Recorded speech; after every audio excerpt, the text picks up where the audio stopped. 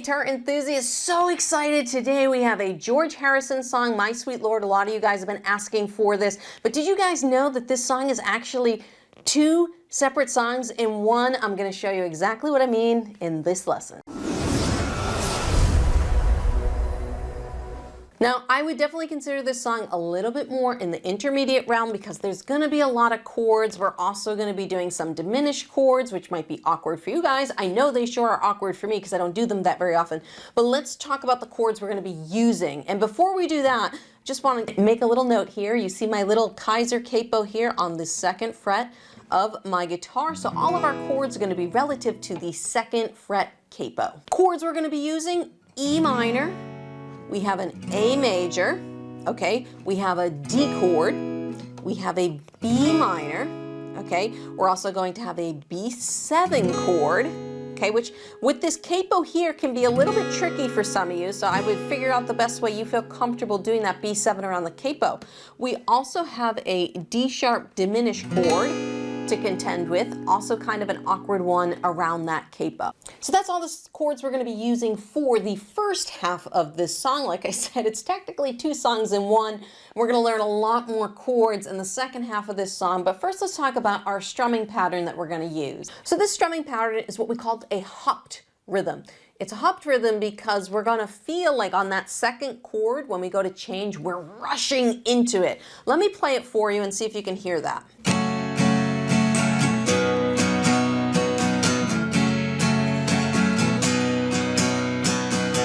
Can you hear when I switch over to that A chord, it all of a sudden sounds like really in your face? It almost feels like you're jumping into that chord. Listen again.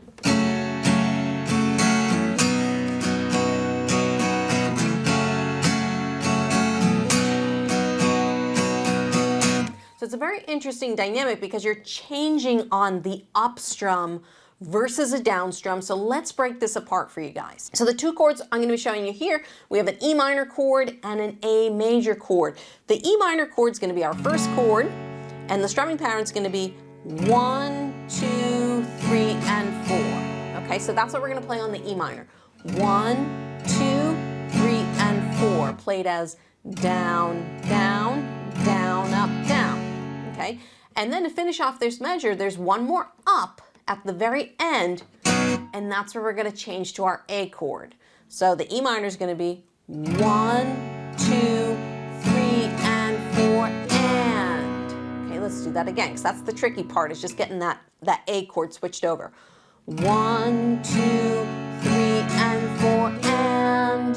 Again, 1, 2, 3, and 4, and. And then once you do that, we're starting into the next measure. We're not going to do a down strum on the one beat of the first measure. We're just going to go right into it with another up strum on the and. So it's going to be and 2, 3, and 4, and. Okay, again, second measure. And 2, 3, and 4, and. Up, down, down, up, down, up. Now if we put those together, it's going to be 1, 2, 3, and 4, and 2, 3, and 4, and.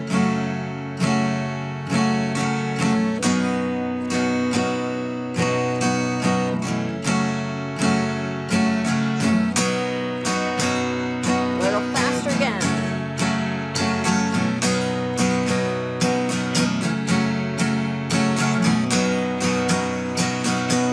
So you can kind of get the feel of this rhythm, and just do that when you're learning it. Start slow and then pick up the speed slowly as you go. Now there are a lot of chords to this song, but a good thing is we're usually alternating between pairs of chords. So in the intro, if we go through that, we start off by alternating between E minor and A over that strumming pattern. So 2, 3, and 4.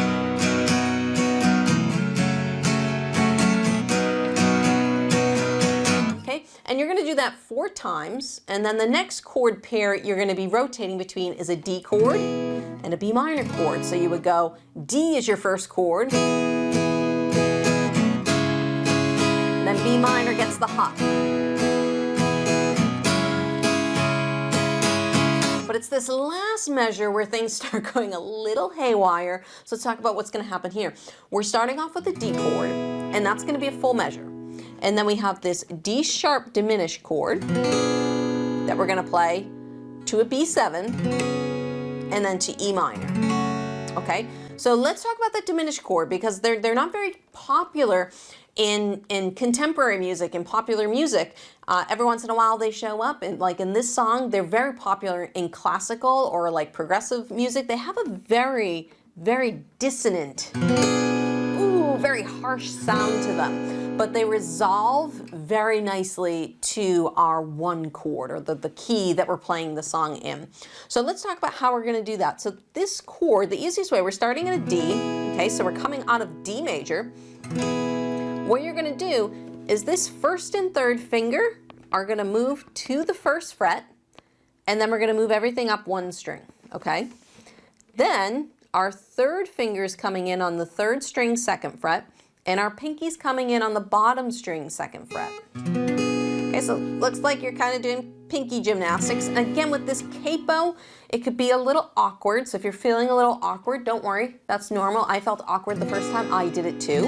Okay, so if we go back to our D chord, so it's D, lift up the third finger, slide the fingers back into the first fret, lift them up one string each, and then third finger on the third string second fret, pinky on the first string second fret.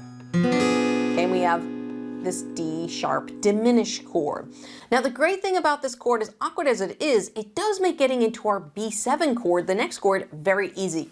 Our pinky and our third finger are already in place. So if you lift up the first and second fingers, second finger comes up to the fifth string second fret, first finger goes to the fourth string first fret, and you've got your B7. So you can just practice going from this D sharp diminished. Now you can see my third finger's making some adjustments because of the spacing, but it's a relatively easy chord change. And then obviously to go from B to B7 to E minor is a very, very easy chord change. So strumming wise, what I would do there is just do the first strumming pattern. I would just go 1, 2, 3, and 4, and. Then when we go to D sharp diminished, I would do 1, 2, and, a down, down, up, then B7, down, down, up, and then E minor. We're going back. This is the first measure of the next pattern because now we're going back to E minor to A.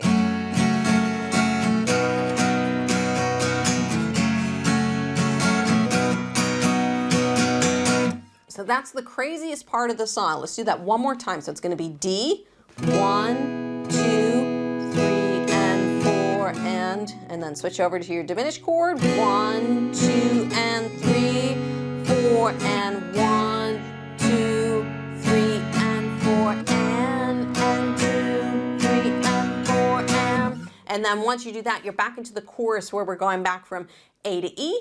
And then again, you go back through B minor to D with the diminished chord and so forth and so on. And before I get into the second part of the song, let me just do a little quick playthrough on the intro, because once you play the intro, you can play the entire part of this first section.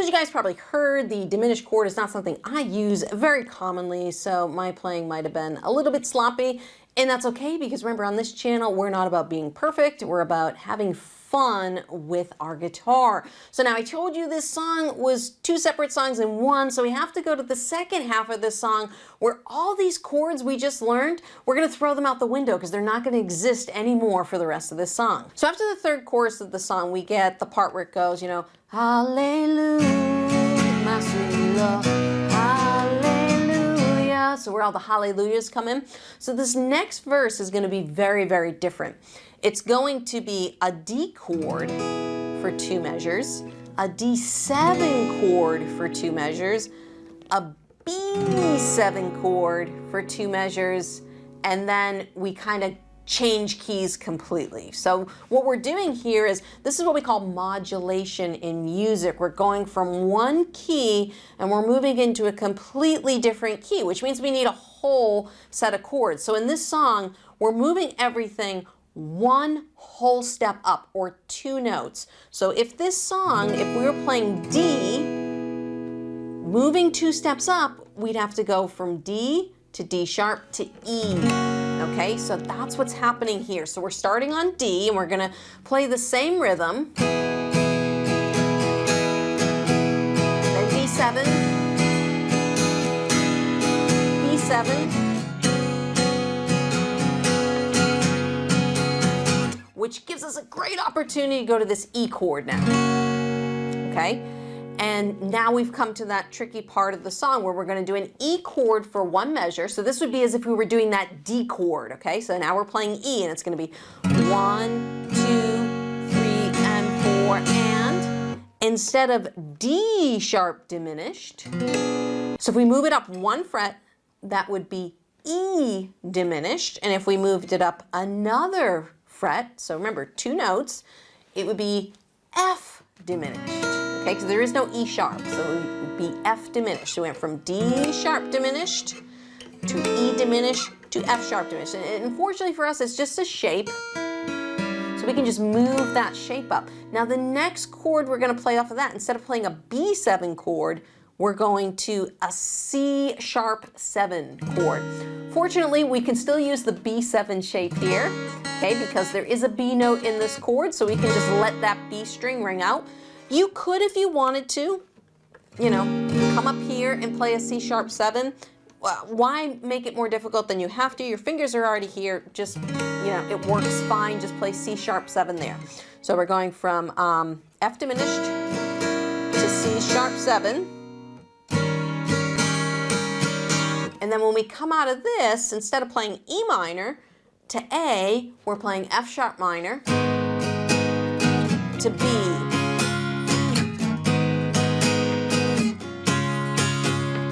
And that's why I said this song's a little bit more intermediate, because there's a lot of bar chords in this second section of this song.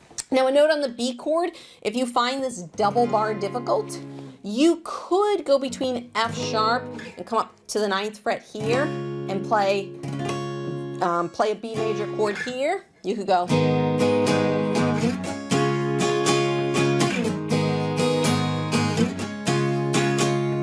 You can hear it.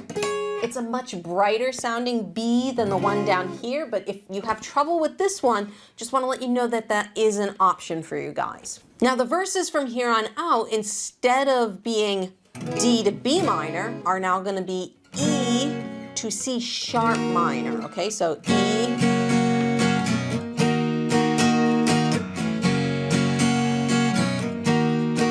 and then we would come to our E chord, 1 measure, the F diminished chord, C sharp 7, and then F sharp minor to B.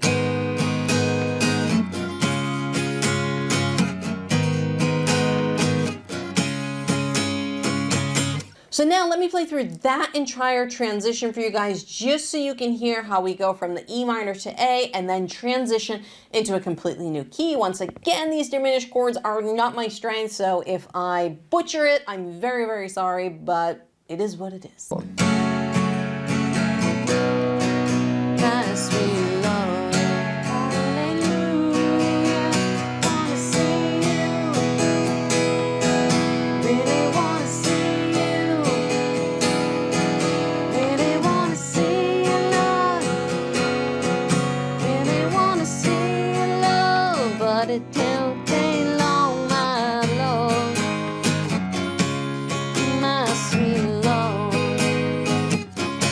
So now you guys can see how this song is actually 2 very different songs in one because of the 2 different keys. And if you are a huge Beatles fan like I am, you see my Harrison guitar over here, well guess what? I have a whole Beatles YouTube playlist over there with a bunch of different Beatles songs. Go check that out, and I'll see you guys in a lesson video real soon.